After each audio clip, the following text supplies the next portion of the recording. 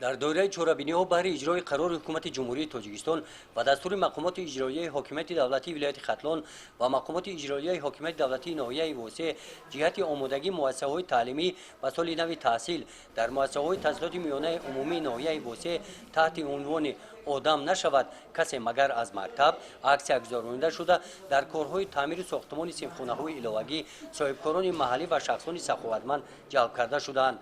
در مؤسسه تحصیلات میانه عمومی رقم 33 در دهه گلاباد جماعت دهات به نام عبدی عوضов با دستگیری اساتسیاسیای والدان آموزگاران 8 صنفخانه بنای دانشانه مؤسسه تعلیمی تعمیر جاری کرده شدند.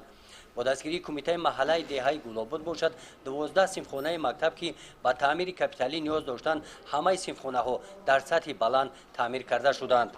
اکسیه آدم نشود مگر کسی از مکتب را در دهه واسه آباد همین جماعت دهات ساکنان دهه دستگیری نموده 6 صنفخانه مکتب را تعمیر نمودند.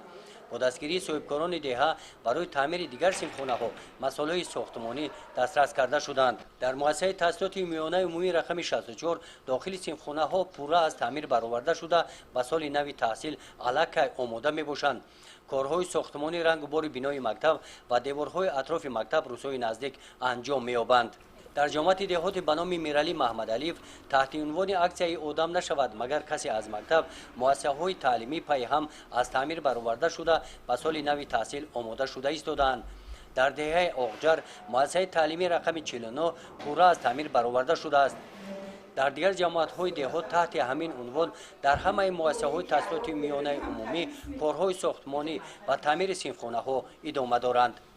گزارش خواجه نظریف خدای نظر زهروف از ناحیه واسه برای برنامه اطلاعاتی نوید.